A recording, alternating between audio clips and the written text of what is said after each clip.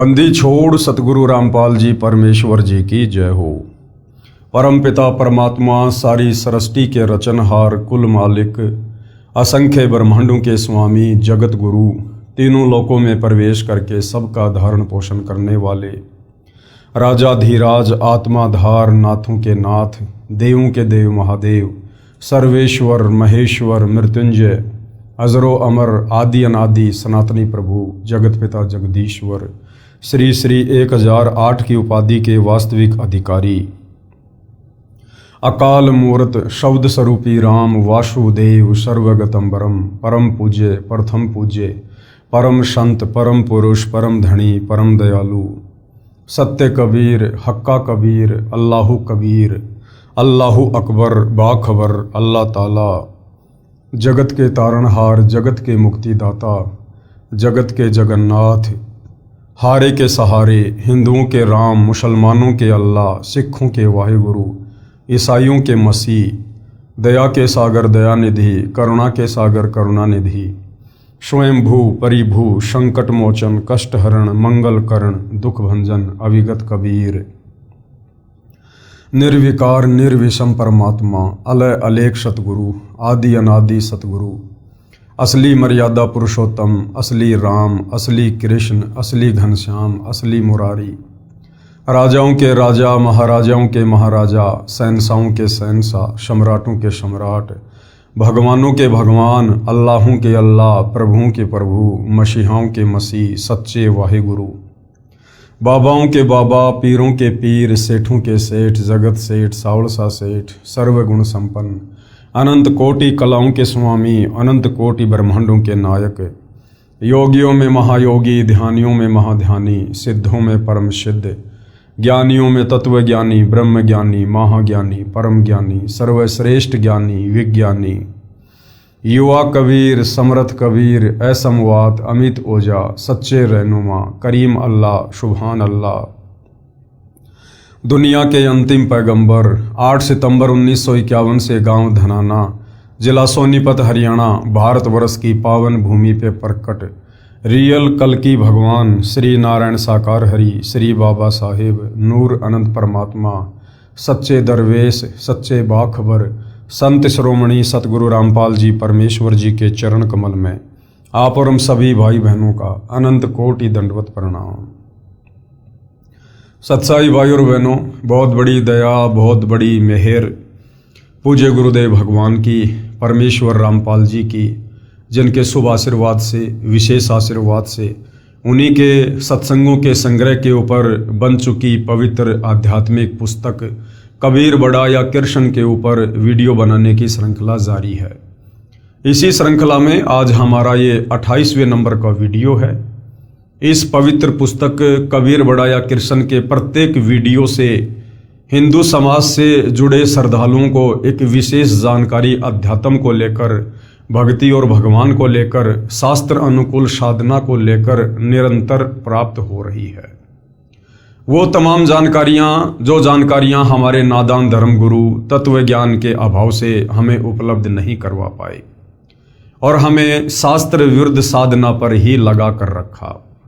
जिस शास्त्र विरुद्ध साधना को करने के चलते पीढ़ियों से सदियों से हमारे पूर्वज प्रेत योनियों में जा रहे हैं और यदि वर्तमान में परम पूज्य सतगुरु रामपाल जी हमें ना मिलते, वे हमें अपनी शरण में ना लेते, तो हम भी वही परंपरागत शास्त्र विरुद्ध साधना करते हुए लक 84 योनियों में जाते और प्रेत योनि में जाते और असहनीय कष्ट भोगते।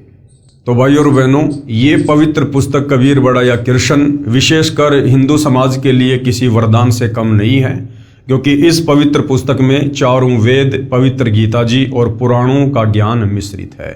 यानी इन तमाम सदग्रंथों का जिन्हें हिंदू अपना कहते हैं इनका निष्कर्ष निकाल कर डाला गया है और आप बड़ी आसानी से समझ सकते हैं कि वास्तव में भक्ति क्या है, मोक्ष प्राप्ति का सर्वोत्तम तरीका क्या है, शास्त्र अनुकूल तरीका क्या है। इसके अलावा आपको इस पृथ्वी पर कहीं पर भी शास्त्र अनुकूल भक्ति साधना की जानकारी नहीं मिल सकती। तो भाइयों और बहनों, आज हमारा जो 28वें नंबर का पार्ट है और इस पवित्र पुस्तक का जो टॉपिक चल रहा है वो है जनता की अदालत, यानी मामला अध्यात्म को लेकर कि सबसे बड़ा भगवान कौन है, who is supreme God, Kabir बड़ा या कृष्ण। ये मुद्दा जनता की अदालत में चल रहा है और जनता की अदालत में जज जनता को बनाया गया है, क्योंकि वर्तमान में जनता शिक्षित है, पढ़ी लिखी है, अपनी आंखों से अपने ही धर्मशास्त्रों में छुपे वो सारे प्रमाण देखकर निर्णय कर सकती है। तो हिंदू धर्म के जितने भी धर्म गुरु हैं, आचार्य शंकराचार्य, ये सब श्री कृष्ण उर्फ विष्णु जी को पूर्ण परमात्मा बताते हुए जनता की अदालत में उनके वकील बनकर उनका पक्ष लेकर पैरवी कर रहे हैं। तो दूसरी तरफ कबीर जी के वकील के रूप में स्वयं ही कबीर जी, जो वर्तमान में सतगुरु रामपाल जी के रूप में धरती पर प्रकट हैं, पैरवी कर रहे हैं। और जनता की अदालत में बहुत कुछ क्लियर हो चुका है अध्यात्म को लेकर, भक्ति और भगवान को लेकर। और जितने भी दावे हमारे हिंदू धर्म गुरुओं ने श्री कृष्ण उर्फ विष्णु को पूर्ण परमात्मा लेकर किए थे, वो सारे के सारे दावे सतगुरु रामपाल जी ने उन्हीं हिंदू धर्म ग्रंथों को दिखा दिखाकर जनता के सामने उन श्री कृष्ण जी के वकीलों के दावों का खंडन कर दिया है, उनको फैल कर दिया है। और जनता अब धीरे धीरे ये मानने को मजबूर हो रही है कि वास्तव में श्री कृष्ण उर्फ विष्णु अर्थात ये ब्रह्मा विष्णु महेश ये पूर्ण परमात्मा नहीं है और इनकी भक्ति करने से हमारी मुक्ति नहीं है, और कबीर ही सुप्रीम गॉड है। और इस बात को अच्छे से समझने के लिए जनता खुद सतगुरु रामपाल जी से अध्यात्म को लेकर तरह तरह के सवाल कर रही है, और सतगुरु रामपाल जी प्रत्येक सवाल का शास्त्र प्रमाणित जवाब दे रहे हैं। और जनता को अच्छे से समझाने के लिए सतगुरु रामपाल जी ने आदरणीय धर्मदास जी की कथा का सहारा लिया है कि किस प्रकार से आदरणीय धर्मदास जी को, जो बांधवगढ़ के रहने वाले थे, श्री विष्णु जी के कट्टर पुजारी थे, और वो मथुरा में गए हुए थे 68 तीर्थों की यात्रा के दौरान, और वहां उन्हें खुद कबीर परमात्मा एक जिंदा बाबा के रूप में मिले और आदरणीय धर्मदास जी को अध्यात्म समझाने लगे और उनकी प्रत्येक शंका का समाधान करने लगे। तो आदरणीय धर्मदास जी की अमर कथा को लेकर अब जनता की अदालत में सतगुरु रामपाल जी जनता को समझा रहे हैं। और आदरणीय धर्मदास जी की कथा में अभी तक धर्मदास जी ने 42 सवाल किए हैं। आज हम उनके 43वें सवाल को लेंगे कि उन्होंने परमेश्वर के विषय में जानने को लेकर जिंदा बाबा रूप में कबीर परमात्मा से और क्या क्या सवाल किए। आगे धर्मदास जी सवाल कर रहे हैं।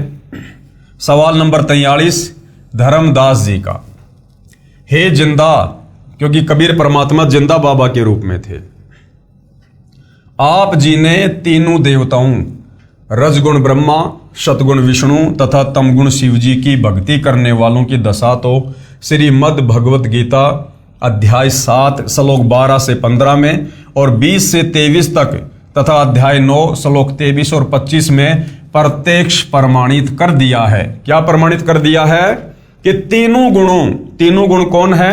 रजगुण ब्रह्मा जी, सतगुण विष्णु जी तथा तमगुण शिव जी, जिन ब्रह्मा विष्णु महेश को पूरा का पूरा हिंदू समाज परमात्मा मानकर पूजता है, कि उनकी भक्ति करने वाले यानी ब्रह्मा विष्णु महेश की भक्ति करने वाले राक्षस स्वभाव को धारण किए हुए मनुष्यों में नीच दूषित कर्म करने वाले मूर्ख मुझ यानी गीता ज्ञानदाता काल ब्रह्म को भी नहीं भजते।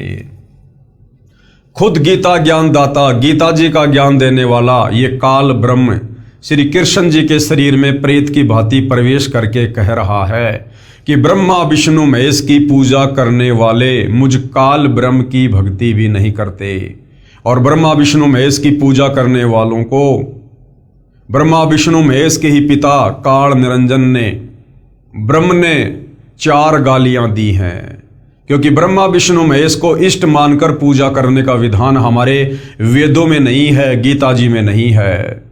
क्योंकि गीता अध्याय 7 श्लोक नंबर 12 से 15 और गीता अध्याय 7 श्लोक 20 से 23, अध्याय 9 श्लोक 23 और 24 में यह प्रत्यक्ष प्रमाण है कि जो व्यक्ति ब्रह्मा विष्णु महेश की और अन्य देवी देवताओं की पूजा करते हैं वो अल्प बुद्धि वाले हैं, उनको आध्यात्मिक ज्ञान नहीं है, और उनको इनके पिता काल ब्रह्म ने 4 गालियां दी हैं। राक्षस स्वभाव को धारण किए हुए मनुष्यों में नीच दूषित कर्म करने वाले मूर्ख। तो धर्मदास जी ने जब ये सारी बातें सुनी तो उनके पैरों तले की जमीन निकल गई। और धर्मदास जी कह रहे हैं कि अन्य देवताओं की भक्ति पूजा करने वालों का सुख समय यानी स्वर्ग समय क्षणिक होता है। यानी ब्रह्मा विष्णु महेश के अलावा जो अन्य देवी देवताओं की पूजा करते हैं, वैसे तो गीता अध्याय 7 श्लोक नंबर 12 से 15 और 20 से 23 में ये क्लियर हो गया कि ये ब्रह्मा विष्णु महेश भी अन्य देवी देवताओं की श्रेणी में आते हैं, अन्य देवी देवताओं की श्रेणी में। और इनकी जो भक्ति करता है उनका स्वर्ग समय बहुत कम होता है और नरक और लक 84 योनियों का समय बहुत ज्यादा होता है। स्वर्ग की प्राप्ति करके शीघ्र ही वो कहां जाते हैं? पृथ्वी पर जन्म धारण करते हैं, यानी लक 84 योनि में गधे कुत्ते सूअर बनते हैं। हे महात्मा जी, धर्मदास जी कह रहे हैं परमात्मा को, हे महात्मा जी कृपया कोई संसार में हुए बर्ताव से ऐसा प्रकरण सुनाइए जिससे आप जी की बताई बातों की सत्यता का प्रमाण मिले। तीनों देवताओं के पुजारी ऐसा बर्ताव करते हैं। धर्मदास जी कह रहे हैं कि हे महात्मा जी, आपने गीता जी से तो क्लियर कर दिया, अध्याय 7 श्लोक नंबर 12 से 15 और 20 से 23 से, अध्याय 9 श्लोक नंबर 23 और 24 से, कि ब्रह्मा विष्णु महेश की पूजा नहीं करनी चाहिए, ये इष्ट मानकर पूजा करने योग्य नहीं है। इनका पिता काल ब्रह्म इनकी भक्ति करने वालों को 4 गालियां दे रहा है और कह रहा कि ये तो राक्षस स्वभाव को धारण किए हुए मनुष्यों में नीच हैं जो ब्रह्मा विष्णु महेश की भक्ति करते हैं। तो धर्मदास जी कहते हैं कि भगवान आपने शास्त्र से तो मुझे दिखा दिया, लेकिन धरती पर ऐसी कोई घटना घटित हुई हो जिससे यह साबित हो कि वास्तव में ब्रह्मा विष्णु महेश की साधना करने वाले राक्षस स्वभाव को धारण किए हुए मनुष्यों में नीच दूषित कर्म करने वाले मूर्ख व्यक्तियों की श्रेणी में है। भगवान ऐसा मुझे कोई उदाहरण दीजिए जो धरती पर घटित हुआ हो। तो उत्तर दे रहे हैं परमात्मा, उत्तर जिंदा जगदीश का, जगदीश यानी सारे जगत का ईश, सारी सृष्टि का इष्ट कबीर भगवान जो जिंदा बाबा के रूप में थे, वो क्या जवाब दे रहे हैं। पहले पढ़िए गीता अध्याय 7 श्लोक 12 से 15 तथा 20 से 23 का यथार्थ अनुवाद। अध्याय 7 श्लोक नंबर 12 क्या कह रहा है? यह अध्याय 7 श्लोक नंबर 12 है। हम सीधे इसके अनुवाद पे चलेंगे। अनुवाद, और भी जो सत्वगुण विष्णु से स्तुति भाव है और जो रजोगुण ब्रह्मा जी से उत्पत्ति तथा तमोगुण शिव से संहार है, उन सब को तू मेरे द्वारा सुनियोजित नियम अनुसार ही होने वाले हैं ऐसा जान, परंतु वास्तव में उनमें मैं और वे मुझ में नहीं है। यानी गीता ज्ञानदाता काल ब्रह्म कह रहा है कि वास्तव में जो रजोगुण है, सतोगुण है, तमोगुण है, यानी तीनों देवता ब्रह्मा विष्णु महेश को इनके पिता काल ब्रह्म ने एक एक गुण से युक्त कर रखा है। तो वो कह रहा है कि ये सब कुछ मेरे से ही हुआ है, इसका मूल कारण, मुख्य कारण मैं हूं। क्योंकि हमें सृष्टि रचना से पता चलेगा कि इस काल ब्रह्म को प्रतिदिन 1 लाख मानव शरीरधारी आत्माओं के सूक्ष्म शरीर से निकली वासना खाने का श्राप लगा हुआ है, जिस कारण से इसने अपने तीनों पुत्रों ब्रह्मा विष्णु महेश को एक एक गुण से युक्त करके इस कार्य में लगाया हुआ है। तो यह कह रहा है कि यह ब्रह्मा विष्णु महेश के बस की बात नहीं है कि वो किसी से संतान उत्पत्ति करवा दें या किसी को मोह ममता में बांध के रखें।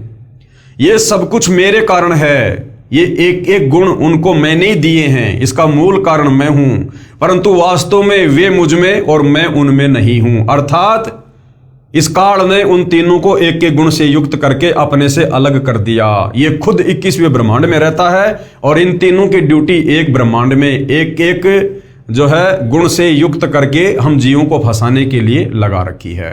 तो ये कह रहा है कि जो इन तमाम जीवों को इन तीनों गुणों के माध्यम से जो मैं बांध के रखता हूं, इसका मूल कारण मैं ही हूं, ये ब्रह्मा विष्णु महेश नहीं है, क्योंकि मैंने ही इनको एक एक गुण से युक्त किया है।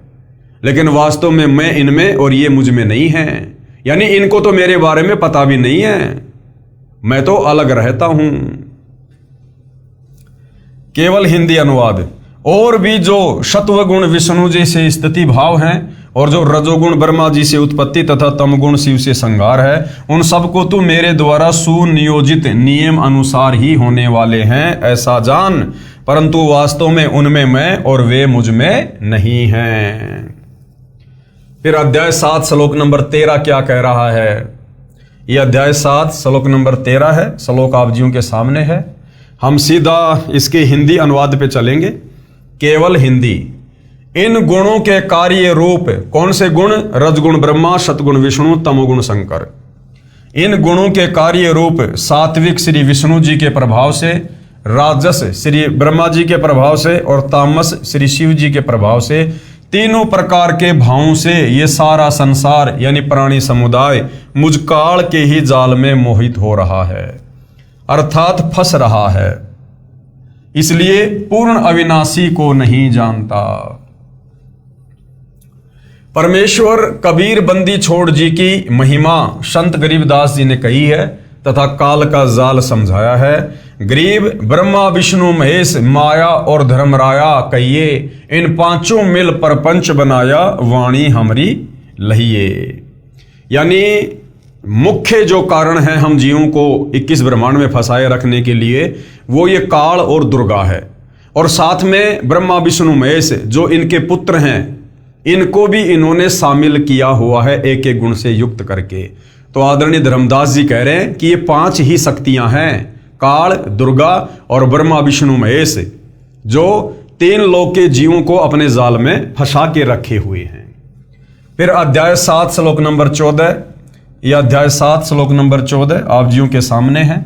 हम सीधा इसके हिंदी अनुवाद पर चलते हैं। अनुवाद केवल हिंदी।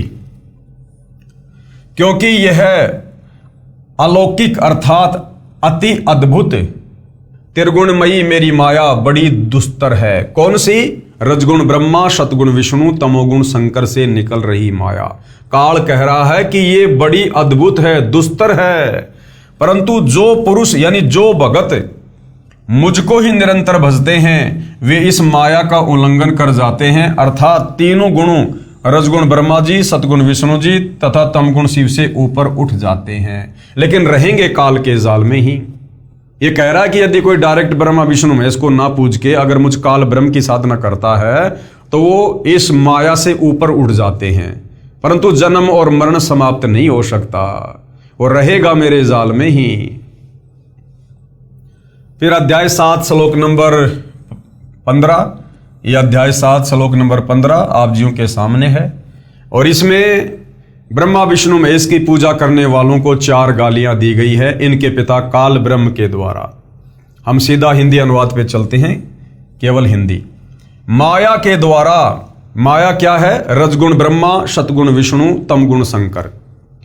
माया के द्वारा अर्थात रजगुण ब्रह्मा, सतगुण विष्णु तथा शिव जी रूपी त्रिगुणी माई माया की साधना से होने वाला क्षणिक लाभ पर ही आश्रित हैं, जिनका ज्ञान हरा जा चुका है, जो मेरी अर्थात ब्रह्म साधना भी नहीं करते, इन्हीं तीनों देवताओं तक सीमित रहते हैं। ऐसे आसुर यानी राक्षस स्वभाव को धारण किए हुए मनुष्यों में नीच दूषित कर्म करने वाले मूर्ख मुझको भी नहीं भजते, अर्थात वे तीनों गुणों रजगुण ब्रह्मा, सतगुण विष्णु, तमगुण शिव की साधना ही करते रहते हैं।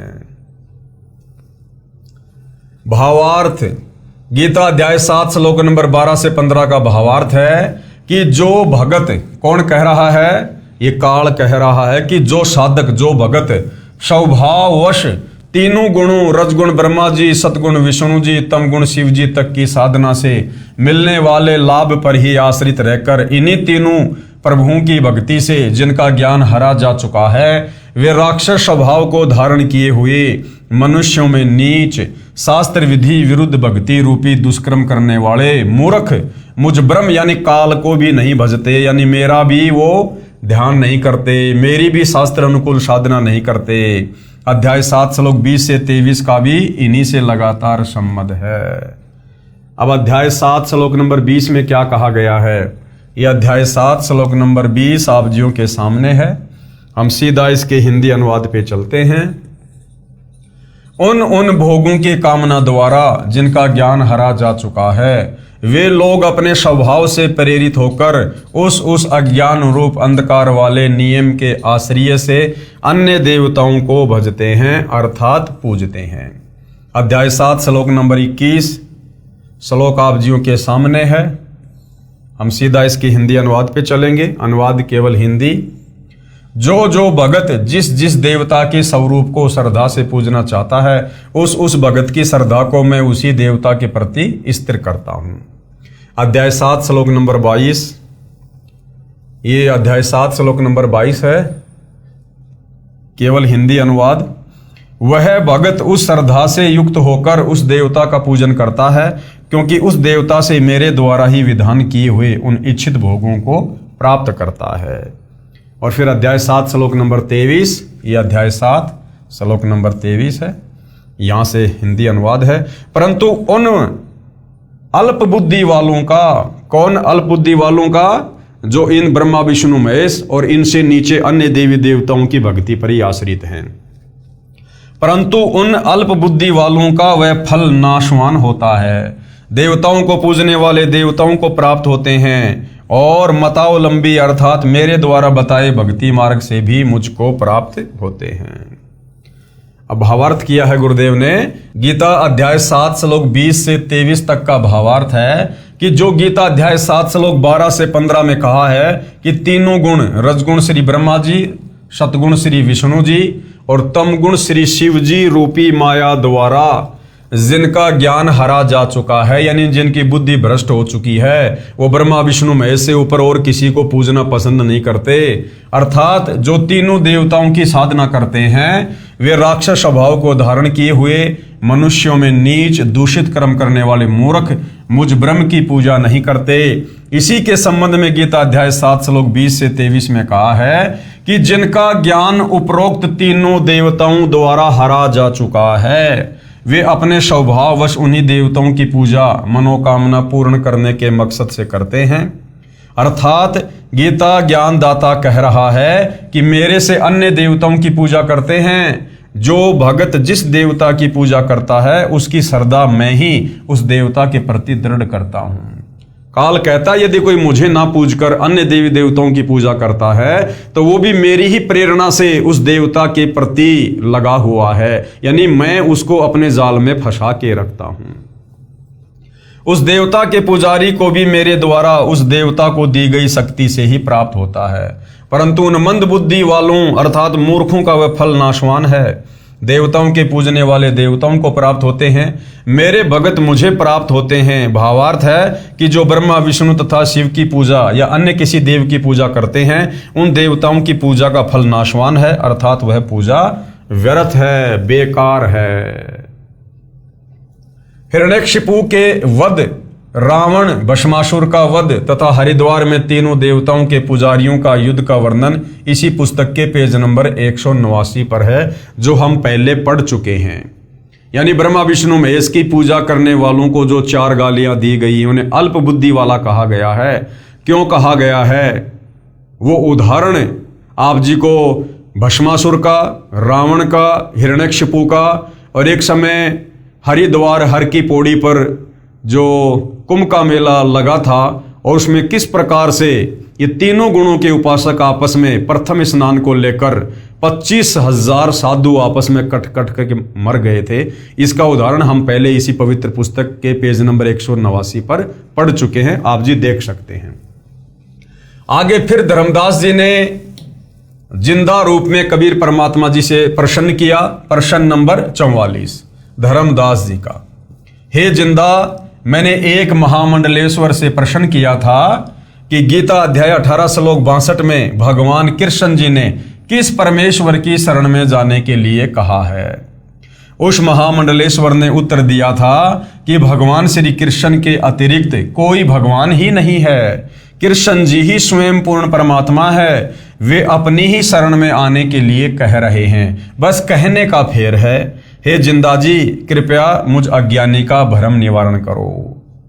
तो कबीर परमेश्वर ने किस प्रकार से भ्रम निवारण किया? उत्तर, जिंदा बाबा परमेश्वर का, हे धर्मदास, ये माला डाल हुए हैं मुक्ता और सटदल उआ बाई बक्ता। ये जितने भी बड़े बड़े संत महात्मा मंडलेश्वर हैं, ये अपने गले में बड़ी बड़ी मोटी मोटी रुद्राक्ष की मालाएं डाल डाल के अपने आप को मोक्ष प्राप्त समझ रहे हैं, और इनके जो मन में आता है शास्त्रों का हवाला देकर ये उआ बाई बकते हैं। आपके सभी मंडलेश्वर तथा शंकराचार्य अटपट करके भोली जनता को भ्रमित कर रहे हैं। कह रहे हैं कि गीता ज्ञानदाता गीता अध्याय 18 श्लोक 62 में अर्जुन को अपनी शरण में आने को कह रहा है। ये बिल्कुल गलत है, क्योंकि अर्जुन तो पहले से ही उसकी शरण में था। अर्जुन ने तो पहले ही श्री कृष्ण जी को अपना धार्मिक गुरु बना रखा था। वो तो पहले से ही उसकी शरण में था, फिर भला क्यों कहेगा कि मेरी शरण में आ जा? क्योंकि गीता अध्याय 2 श्लोक 7 में अर्जुन ने कहा कि हे कृष्ण, अब मेरी बुद्धि ठीक से काम नहीं कर रही है, मैं आपका शिष्य हूं, यानी मैं आपकी शरण में हूं, आपकी शरण में हूं। जो मेरे हित में हो वह ज्ञान मुझे दीजिए, क्योंकि जो जिससे उपदेश प्राप्त करता है वो उसकी शरण में होता है। तो अर्जुन ने तो पहले से ही श्री कृष्ण जी से उपदेश प्राप्त कर रखा था, अपना गुरु बना रखा था। तो अर्जुन तो पहले ही श्री कृष्ण जी की शरण में था। हे धर्मदास, अर्जुन तो पहले ही श्री कृष्ण जी की शरण में था। इसलिए गीता अध्याय 18 श्लोक 62 में गीता ज्ञानदाता ने, यानी इस काल ब्रह्म ने अपने से अन्य परम अक्षर ब्रह्म की शरण में जाने के लिए कहा है, उस कबीर परमात्मा की शरण में जाने के लिए कहा है। गीता अध्याय 4 श्लोक 3 में गीता ज्ञानदाता ने कहा है कि हे अर्जुन, तू मेरा भगत है, इसलिए ये गीता शास्त्र सुनाया है। गीता ज्ञानदाता ने, यानी इस काल ब्रह्म ने गीता अध्याय 12 में अपनी जानकारी दी है, तथा अध्याय 13 में अपने से अन्य पूर्ण परमात्मा का अन्य प्रमाण गीता अध्याय 13 श्लोक 11 से 28, 30, 31, 34 में भी है। श्रीमद् भगवद गीता अध्याय 13 श्लोक 1 में गीता ज्ञानदाता ने कहा है कि शरीर को क्षेत्र कहते हैं। जो इस क्षेत्र अर्थात शरीर को जानता है उसे क्षेत्रज कहा जाता है। गीता अध्याय 13 श्लोक 1 पेश है गीता अध्याय 13 श्लोक 1 की फोटोकॉपी। ये श्लोक भाई और बहनों आप जियों के समक्ष है। हे अर्जुन, यह शरीर क्षेत्र इस नाम से कहा जाता है, और इसको जो जानता है उसको क्षेत्रज इस नाम से उनके तत्व को जानने वाले ज्ञानी जन कहते हैं। गीता अध्याय 13 श्लोक 2 में गीता ज्ञानदाता ने कहा है कि मैं क्षेत्रज हूं। क्षेत्र तथा क्षेत्रज दोनों को जानना ही तत्व ज्ञान कहा जाता है, ऐसा मेरा मत है। गीता अध्याय 13 श्लोक 10 में कहा है कि मेरी भक्ति अव्यभिचारिणी होनी चाहिए। काल ब्रह्म क्या कह रहा है कि अर्जुन, मेरी भक्ति अव्यभिचारिणी होनी चाहिए, यानी अगर मुझ काल ब्रह्म की साधना कोई करता है तो उसमें अन्य देवी देवताओं को शामिल ना किया जाए, ब्रह्मा विष्णु महेश को भी ना पूजा जाए, केवल मुझ अकेले ब्रह्म की साधना करना ही अव्यभिचारिणी भक्ति कहलाएगी। गीता अध्याय 13 श्लोक 10 में कहा है कि मेरी भक्ति अव्यभिचारिणी होनी चाहिए। जैसे अन्य देवताओं की साधना तो गीता अध्याय 7 श्लोक 12 से 15 तथा 20 से 23 में तथा अध्याय 9 श्लोक 23-24 में बेकार कही है, व्यर्थ कही है। केवल ब्रह्म की भक्ति करें, उसके विषय में यहां कहा है कि अन्य देवता में आसक्त ना हो। भावार्थ है कि भक्ति व मुक्ति के लिए ज्ञान समझो, वक्ता बनने के लिए नहीं। इसके अतिरिक्त वक्ता बनने के लिए ज्ञान सुनना अज्ञान है। पतिव्रता स्त्री की तरह केवल मुझ में आस्था रखकर भक्ति करो। कौन कह रहा है? काल ब्रह्म कह रहा है कि एक पतिव्रता स्त्री की तरह मुझ काल ब्रह्म में आस्था रख के मेरी साधना करो, तब मेरे ब्रह्मलोक को प्राप्त करोगे। तो भाई और बहनों, यदि काल की भक्ति भी पतिव्रता पद पे रहकर पूर्ण की जाती है तो सोचिए परम अक्षर ब्रह्म कबीर देव की भक्ति में फिर हम भला अन्य किसी और को शामिल कैसे कर सकते हैं। अन्य मनुष्यों में बैठकर बातें बनाने का स्वभाव नहीं होना चाहिए। एकांत स्थान में रहकर भक्ति करें। एकांत स्थान में रहने का मतलब है अन्य सारे सांसारिक चौचलों से दूर हटकर, अन्य देवी देवताओं की भक्ति से दूर हटकर और मुझ काल ब्रह्म की भक्ति करें, पतिव्रता पद पे रहकर। पेश है गीता अध्याय 13 श्लोक 2 की फोटोकॉपी।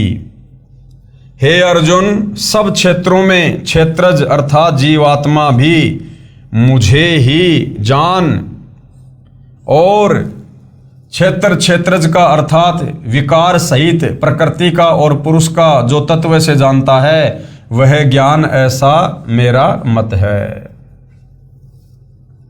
गीता अध्याय 13 श्लोक 11 में गीता ज्ञानदाता ने कहा है कि अध्यात्म में यानी भक्ति मार्ग में रुचि रखकर तत्व ज्ञान के लिए सदग्रंथों को देखना तत्व ज्ञान है। वह ज्ञान है तथा तत्व ज्ञान की अपेक्षा कथा कहानियां सुनना, शास्त्र विधि विरुद्ध भक्ति करना, यह सब अज्ञान है। तत्व ज्ञान के लिए परमात्मा को जानना ही ज्ञान है। गीता अध्याय 13 श्लोक 11 की फोटोकॉपी देखिएगा। अध्यात्म ज्ञान में नित्य स्थिति और तत्व ज्ञान के अर्थ रूप परमात्मा को ही देखना, ये सब ज्ञान है, और जो इसके विपरीत वह अज्ञान है, ऐसा कहा है। गीता अध्याय 13 श्लोक 12 में गीता ज्ञानदाता ने अपने से परम ब्रह्म यानी श्रेष्ठ परमात्मा का ज्ञान कराया है। कहा है कि जो परमात्मा जानने योग्य है, जिसको जानकर अमृतम अश्नुते अर्थात अमृतत्व प्राप्त होता है, अर्थात पूर्ण मोक्ष का अमृत जैसा आनंद भोगने को मिलता है, उसको भली भांति कहूंगा। वह दूसरा परमात्मा यानी अपने से अन्य उस श्रेष्ठ परमात्मा के बारे में कह रहा है गीता ज्ञानदाता। वह दूसरा परमात्मा यानी परम अक्षर ब्रह्म न तो सत कहा जाता है और न ही असत। अर्थात गीता ज्ञानदाता ने अध्याय 4 श्लोक 32 व 34 में कहा है कि जो तत्व ज्ञान है उसमें परमात्मा का पूर्ण ज्ञान है। वह तत्व ज्ञान परमात्मा अपने मुख कमल से स्वयं उच्चारण करके बोलता है। उस तत्व ज्ञान को तत्वदर्शी संत जानते हैं। उस तत्व ज्ञान को कौन जानते हैं? उस तत्व ज्ञान को तत्वदर्शी संत जानते हैं। और वर्तमान में इस पृथ्वी पर वह एकमात्र तत्वदर्शी संत सतगुरु रामपाल जी हैं। उनको दंडोत प्रणाम करने से, नम्रता पूर्वक प्रश्न करने से वे परमात्म तत्व को भली भांति जानने वाले तत्वदर्शी संत तुझे तत्व ज्ञान का उपदेश करेंगे। इससे सिद्ध हुआ कि गीता ज्ञानदाता को परमात्मा का पूर्ण ज्ञान नहीं है। अगर गीता ज्ञानदाता को हिंदू समाज जिसे अपना भगवान कहता है, परमात्मा कहता है, अगर उसको वास्तव में पूर्ण ज्ञान होता, तत्व ज्ञान होता, तो वो किसी तत्वदर्शी संत की शरण में जाकर तत्व ज्ञान समझने की सलाह अर्जुन को नहीं देता।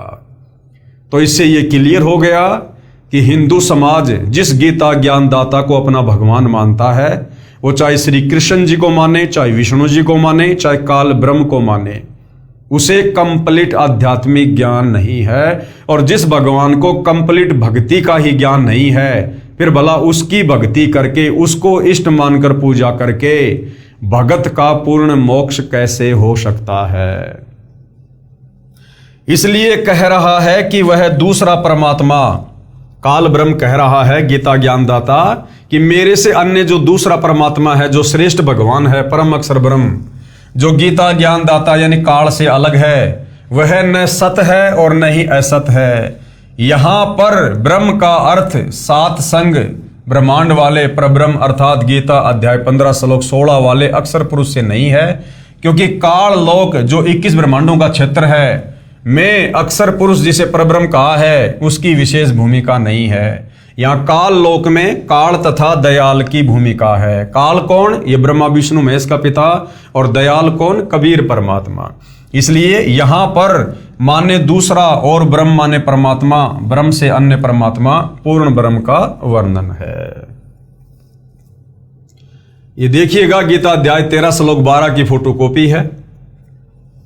जो जानने योग्य है, यानी जिस परमात्मा को जानना चाहिए मोक्ष के लिए, तथा जिसको जानकर मनुष्य परमानंद को प्राप्त होता है यानी पूर्ण मोक्ष को प्राप्त होता है, उसको भली भांति कहूंगा। वह अनादि वाला यानी सबसे पहले वाला परम ब्रह्म न सत ही कहा जाता है न असत, क्योंकि इसको कंप्लीट ज्ञान नहीं है। गीता अध्याय 13 श्लोक 12 में गीता ज्ञानदाता कह रहा है कि जो मेरे से दूसरा ब्रह्म अर्थात प्रभु है यानी पूर्ण ब्रह्म है, कबीर देव है, वह अनादि वाला है। अनादि का अर्थ है जिसका कभी आदि अर्थात शुरुआत ना हो, कभी जन्म न हुआ हो। गीता ज्ञानदाता क्षर पुरुष है, इसे ब्रह्म तथा काल ब्रह्म भी कहा जाता है। ये नाशवान है, जन्मता और मरता है। इसने गीता अध्याय 2 श्लोक 12, गीता अध्याय 4 श्लोक 5 व 9, गीता अध्याय 10 श्लोक 2 में स्वयं स्वीकार किया है कि हे अर्जुन, तेरे और मेरे बहुत जन्म हो चुके हैं, तू नहीं जानता है, मैं जानता हूं। इससे सिद्ध हुआ कि गीता ज्ञानदाता यानी हिंदू जिसे अपना भगवान कहते हैं, अनादि वाला ब्रह्म अर्थात भगवान नहीं है। इससे ये सिद्ध हुआ कि गीता ज्ञानदाता ने अध्याय 13 के श्लोक 12 में अपने से अन्य अविनाशी परमात्मा की महिमा कही है। अध्याय 13 श्लोक 12। गीता ज्ञानदाता ब्रह्म है, ब्रह्म यानी ये काल ब्रह्म है, ब्रह्मा विष्णु महेश का पिता है। यह 1000 यानी सहस्त्र हाथ पैर वाला है। इसका सहस्त्र कमल है अर्थात 1000 पंखड़ियों वाला कमल है। गीता अध्याय 11 श्लोक 46 में अर्जुन ने कहा कि हे सहस्त्राबाहु यानी हे 1000 हाथों वाले, आप चतुर्भुज रूप में आइए। इससे सिद्ध हुआ कि गीता ज्ञानदाता केवल 1000 भुजाओं वाला है, अन्यथा ब्रह्मा विष्णु महेश तो केवल 4 भुजा से अधिक भुजा नहीं बना सकते। तो फिर महाभारत युद्ध के दौरान अर्जुन को जो विराट रूप दिखाया गया था वो कौन था, जिसमें अर्जुन कह रहा है हे सहस्त्राबाहु यानी हे 1000 हाथों वाले। तो श्री कृष्ण जी में प्रवेश करके ये 1000 भुजा वाला भगवान ये काल ब्रह्म अपना ज्ञान दे रहा था, अपना विराट रूप दिखा रहा था।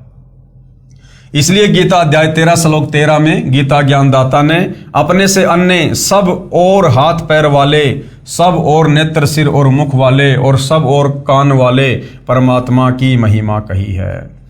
कहा है कि वह परमात्मा संसार में सबको व्याप्त करके अर्थात अपनी शक्ति से सब रोके हुए स्वयं सतलोक शाश्वत स्थानम तिष्ठति में बैठा है। स्पष्ट हुआ कि गीता ज्ञानदाता से अन्य समर्थ परमात्मा है, वही सब संसार का संचालन पालन करता है। गीता अध्याय 13 श्लोक 13 में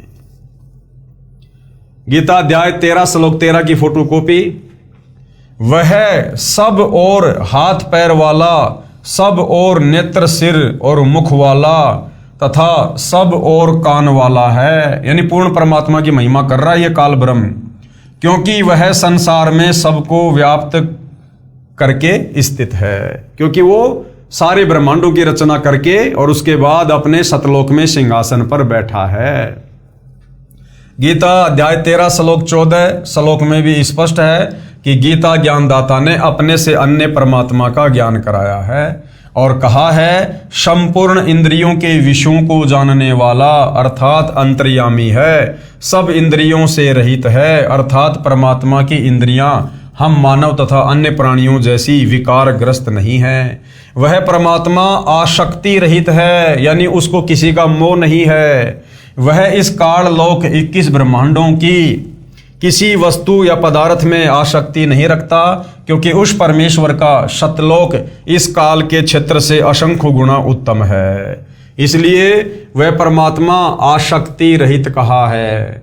वही सबका धारण पोषण करने वाला है। यही प्रमाण गीता अध्याय 15 श्लोक 17 में भी है। कहा है कि पुरुषोत्तम तो श्लोक 16 में बताए क्षर पुरुष तथा अक्षर पुरुष से अन्य ही है।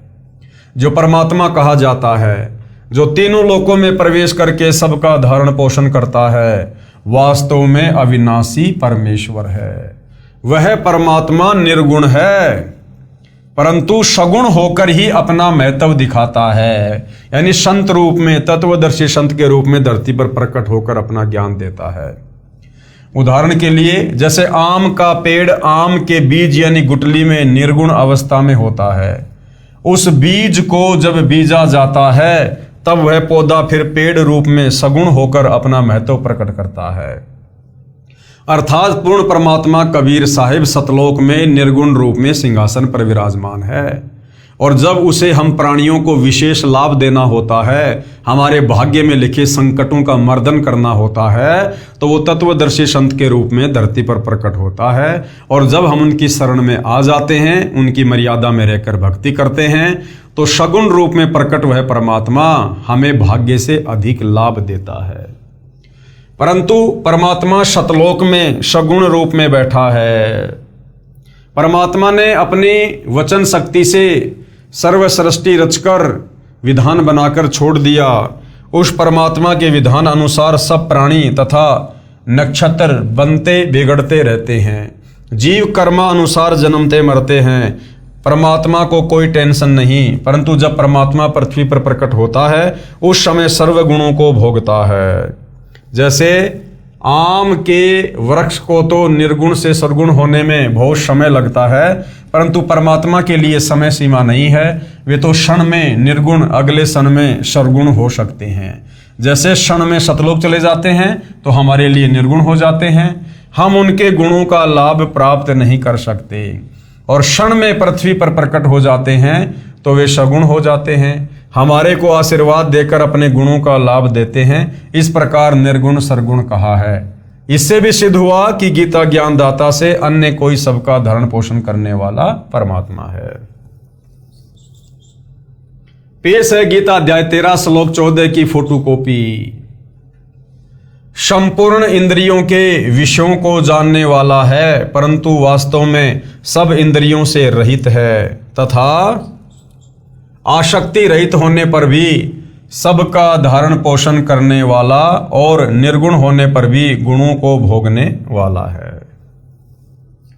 गीता अध्याय 13 श्लोक 15 और 16 में भी यही प्रमाण है कि गीता ज्ञानदाता ने यानी काल ब्रह्म ने कहा है कि जैसे सूर्य दूर स्थान पर स्थित होते हुए भी यहाँ पृथ्वी पर अपना प्रभाव बनाए हैं, उसी प्रकार परमात्मा शतलोक में स्थित होकर भी सर्व ब्रह्मांडों पर अपनी शक्ति का प्रभाव बनाए हुए हैं। सर्व चर अचर भूतों यानी प्राणियों तथा तत्वों के बाहर भीतर है। इसी प्रकार सूक्ष्म होने से हम उसको चरम दृष्टि से देख नहीं पाते, इसलिए अविज्ञ अर्थात हमारे ज्ञान से परे है, तथा वही परमात्मा हमारे समीप में तथा दूर भी वही स्थित है। परमात्मा तो दूर शतलोक यानी शाश्वत स्थान में है, उसकी शक्ति का प्रभाव प्रत्येक के साथ है। गीता अध्याय 13 श्लोक 15। पेश है गीता अध्याय 13 श्लोक नंबर 15 की फोटोकॉपी। चराचर सब भूतों यानी प्राणियों के बाहर भीतर परिपूर्ण है, और चर अचर रूप भी वही है, और वह सूक्ष्म होने से अविज्ञ है तथा अति समीप में और दूर में भी स्थित वही है। जैसे सूर्य दूर स्थित है, परंतु पृथ्वी के ऊपर प्रत्येक प्राणी को अपने साथ दिखाई देता है। जैसे एक स्थान पर कई घड़े जल के भरे रखे हैं तो सूर्य प्रत्येक में दिखाई देता है, टुकड़ों में नहीं दिखाई देता। इसी प्रकार परमात्मा प्रत्येक प्राणी को देखता है तथा साधक को दिव्य दृष्टि से दिखाई देता है। परमात्मा सूर्य के समान स्वयं प्रकाशित तथा ऐसे ही एक स्थान पर स्थित है। गीता अध्याय 8 श्लोक 3, 8, 10 में भी यही प्रमाण है। वह परमात्मा जानने योग्य है, यानी उस परमात्मा की भक्ति करनी चाहिए। भावार्थ है कि गीता ज्ञानदाता ने कहा है कि मेरे से अन्य परमात्मा का ज्ञान होना चाहिए। अगर पूर्ण मोक्ष चाहिए तो वह जानने योग्य है। वही परमात्मा अपने विधान अनुसार सबका धारण पोषण उत्पत्ति तथा मृत्यु करता है। वास्तव में ब्रह्म सबका उत्पत्ति करता वही है, यानी रियल में यदि कोई ब्रह्म है तो वो कबीर भगवान है। वास्तव में विष्णु यानी सबका धारण पोषण करने वाला वही है। वास्तव में शंकर यानी संहार करने वाला वही है। अन्य ब्रह्मा विष्णु तथा शंकर तो केवल एक ब्रह्मांड के कर्ता धर्ता हैं, परंतु वह परमात्मा तो सर्व ब्रह्मांडों का ब्रह्मा विष्णु तथा शंकर रूप में अकेला ही है। जैसे भारतवर्ष में केंद्र का भी गृह मंत्री होता है तथा राज्यों में भी गृह मंत्री होते हैं। देश के प्रधानमंत्री जी अपने पास अन्य विभाग भी रख लेते हैं। उस समय प्रधानमंत्री जी गृह मंत्री आदि आदि भी होते हैं और प्रधानमंत्री भी होते हैं। इससे सिद्ध हुआ कि गीता ज्ञानदाता ने अपने से अन्य समर्थ परमात्मा की महिमा बताई है। गीता ज्ञानदाता से अन्य कोई पूर्ण परमात्मा है। गीता अध्याय 13 श्लोक नंबर 16 देखिएगा।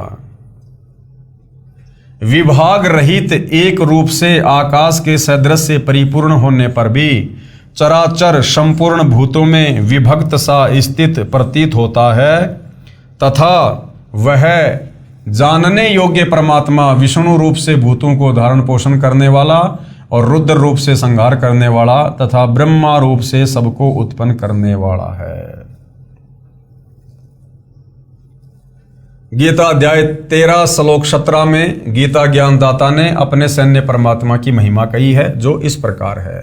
वह दूसरा परमात्मा यानी परम ब्रह्म यानी काल ब्रह्म से दूसरा परम अक्षर ब्रह्म सब ज्योतियों की भी ज्योति है, अर्थात सर्व प्रकाश स्रोत है।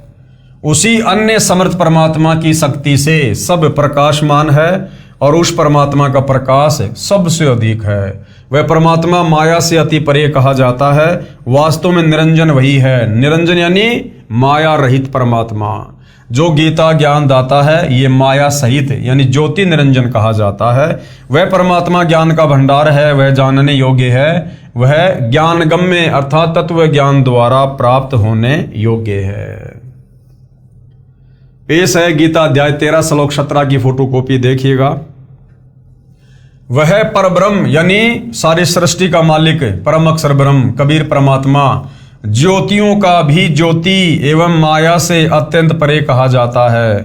वह परमात्मा बोध स्वरूप जानने योग्य एवं तत्व ज्ञान से प्राप्त होने योग्य है और सबके हृदय में विशेष रूप से स्थित है।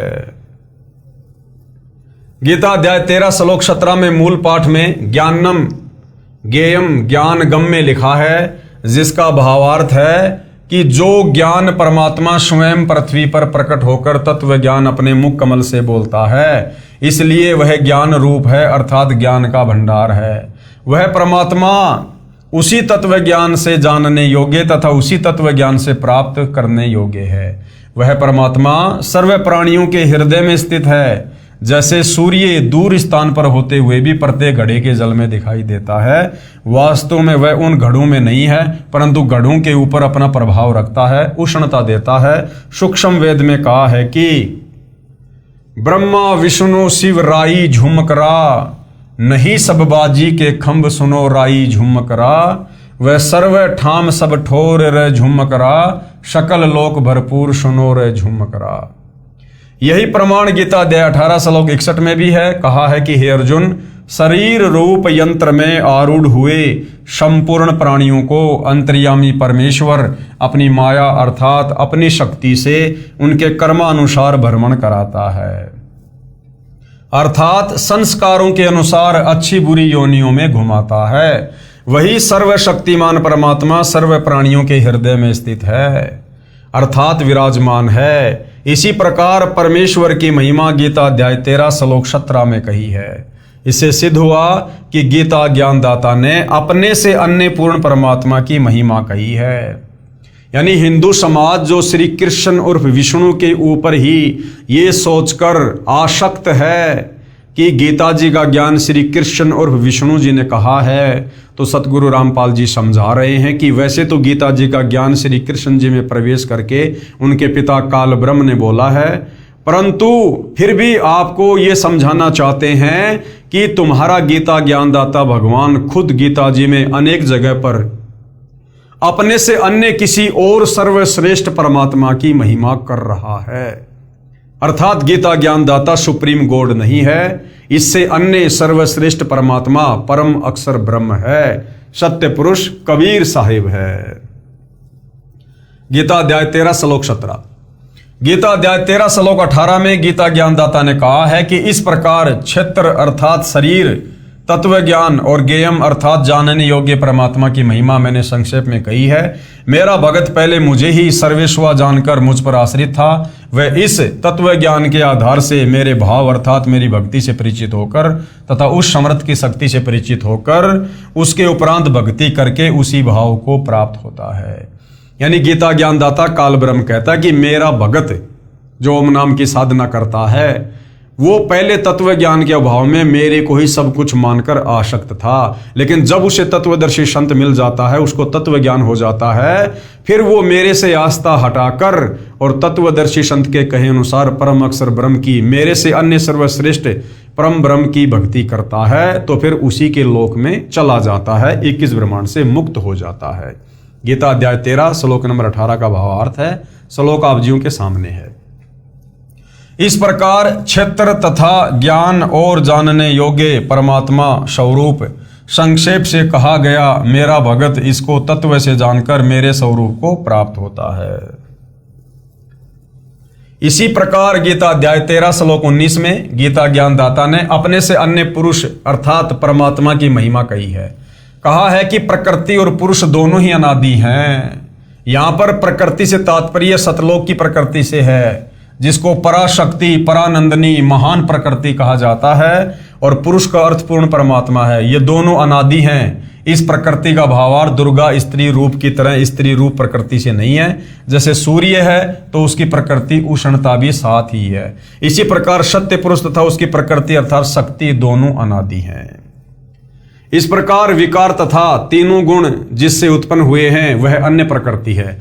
यानी गीता अध्याय 3 श्लोक नंबर 14 और 15 में जो प्रकृति है वो प्रकृति तो ये दुर्गा है जो काल की पत्नी है, और यहां जो प्रकृति है वो परमेश्वर की शक्ति है, उनकी पावर है, उससे उत्पन्न हुए हैं ऐसा जान। गीता अध्याय 7 श्लोक 4 और 5 में दो प्रकृति कही हैं, एक जड़ और दूसरी चेतन दुर्गा देवी। यहां पर दूसरी प्रकृति दुर्गा कही है, गीता अध्याय 13 श्लोक 19।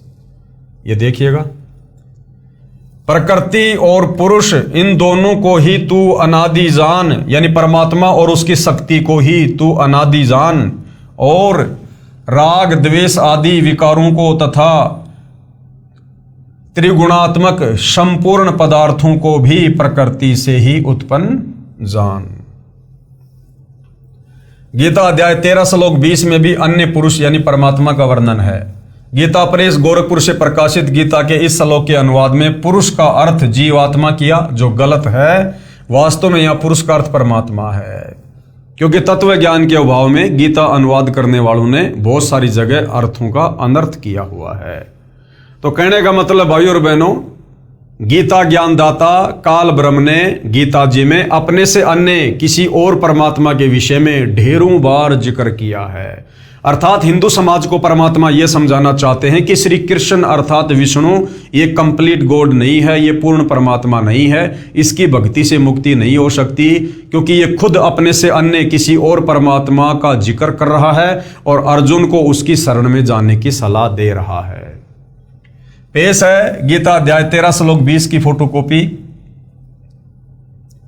कार्य और कारण को उत्पन्न करने में हेतु प्रकृति कही जाती है, और जीव आत्मा दुखों के भोगापन में अर्थात भोग में हेतु कहा जाता है।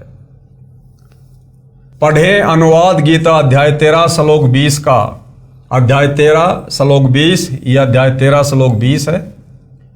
अनुवाद, कार्य और कारण को उत्पन्न करने में हेतु प्रकृति कही जाती है, और सत्य पुरुष दुख सुखों के जीव आत्मा को भोगने के कारण भोगने में हेतु कहा जाता है। गीता अध्याय 18 श्लोक 61 में कहा है कि परमेश्वर सब प्राणियों को यंत्र की तरह कर्मानुसार भ्रमण कराता हुआ सर्व प्राणियों के हृदय में स्थित है। गीता अध्याय 15 श्लोक 17 में कहा है कि पूर्ण परमात्मा तो गीता ज्ञानदाता से अन्य है, वही अविनाशी परमात्मा तीनों लोकों में प्रवेश करके सबका धारण पोषण करता है। गीता अध्याय 13 श्लोक 21 में भी अन्य पुरुष यानी पूर्ण परमात्मा का वर्णन है। इसके अनुवाद में गीता प्रेस गोरखपुर से प्रकाशित में पुरुष का अर्थ पुरुष ही किया है, यह ठीक है। पुरुष का अर्थ परमात्मा होता है। प्रकरणवश पुरुष का अर्थ मनुष्य भी किया जाता है, क्योंकि परमात्मा ने मनुष्यों को अपने स्वरूप के अनुसार ही बनाया है। इसलिए कहा जाता है कि नर नारायण रूप है तू ना समझ देही, कि ये जो मनुष्य शरीर हमें प्राप्त है स्त्री या पुरुष का, इसको केवल एक शरीर मत समझ, ये उस नारायण ने यानी सारी सृष्टि के संचालक कबीर परमेश्वर ने हमें अपने जैसा शरीर प्रदान किया है मोक्ष प्राप्ति के लिए, इसलिए इसको केवल एक शरीर मत समझो। पेश है गीता अध्याय 13 श्लोक 21 की फोटोकॉपी।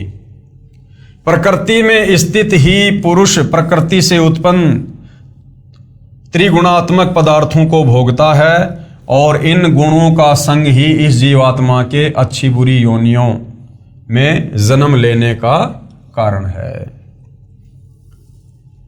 आगे भाइयों और बहनों, 84 लाख प्रकार के जीवों से मानव देह उत्तम है। 84 लाख प्रकार की योनियों से ये मनुष्य देह उत्तम है, सर्वश्रेष्ठ है। अर्थात ये जो मनुष्य जन्म, ये जो मनुष्य शरीर स्त्री या पुरुष का हमें वर्तमान में प्राप्त है, ये 84 लाख योनियों से अलग है। अगर ये शरीर भी 84 लाख योनियों में होता तो हम कभी भी परमात्मा प्राप्ति नहीं कर सकते थे, क्योंकि 84 लाख योनियों में जितने भी शरीर हैं, पशु पक्षी हैं, जितने भी जीव जंतु हैं, ये सब अपने कर्मों का भोग भोग रहे होते हैं। और ये जो मनुष्य योनि है ये कर्म योनि कही जाती है, यानी इसी मनुष्य शरीर में हम परमात्मा को समझ सकते हैं, पहचान सकते हैं और भक्ति करके आत्मा का कल्याण करवा सकते हैं। तो भाइयों और बहनों, इसीलिए कहा जाता है कि मानव जन्म दुर्लभ है, ये मिले ना बारंबार, जैसे पेड़ से पत्ता टूट गिरे वो बहुर न लगता डार। और मानव जन्म पाए के जो नहीं रटे हरि नाम, यानी जो भक्ति नहीं करता मनुष्य जन्म प्राप्त करके, भाई जैसे कुआ जल बिना फिर बनवाया क्या काम। अगर इस मनुष्य शरीर को प्राप्त करके यदि हमने भक्ति करके मोक्ष प्राप्त नहीं किया तो क्या फायदा ये मनुष्य जन्म प्राप्त करने का। फिर वो परमात्मा हमसे और अधिक रुष्ट हो जाता है, नाराज हो जाता है कि नालायक, लग 84 योनियां भोगने के बाद मैंने तुझे अपने जैसा एक पवित्र शरीर दिया, ताकि इस शरीर को प्राप्त करके विशेष बुद्धि प्राप्त करके तू मुझे जान सके, पहचान सके, तू मेरी भक्ति कर सके और वापस मेरे लोक सतलोक में आ सके। और मनुष्य जन्म प्राप्त करके भी यदि तू उन्हीं पशु कर्मों में लगा रहा, परमात्मा के शास्त्र अनुकूल साधना तत्वदर्शी संत को गुरु धारण करके नहीं की, तो ये तेरा मनुष्य जन्म बर्बाद हो जाएगा, व्यर्थ हो जाएगा और परमेश्वर हमें पुनः नाराज होकर लग 84 योनियों में डाल देता है। तो भाइयों और बहनों, इस मनुष्य जन्म के वास्तविक मकसद को आप तभी अच्छे से समझ पाओगे जब आप परम पूज्य सतगुरु रामपाल जी के सत्संग सुनना शुरू करोगे, उनके द्वारा लिखित पवित्र पुस्तकों का अध्ययन करोगे, तभी आप अपने मूल उद्देश्य को जानकर भक्ति कर सकते हो। अन्यथा इस काल के षड्यंत्र में, इस भौतिक चक्काचौंध में हम इसी प्रकार से उलझे रहेंगे और ये काल हमें उलझा कर ही रखना चाहता है। तो भाइयों और बहनों, इस विषय के ऊपर हम आगे चर्चा करेंगे। तो आज के इस वीडियो में केवल इतना ही। परमेश्वर हम सबको आज्ञा दें, आशीर्वाद दें, सद्बुद्धि दें, हमारा मार्गदर्शन करें। बंदी छोड़ सतगुरु रामपाल जी परमेश्वर जी की जय हो।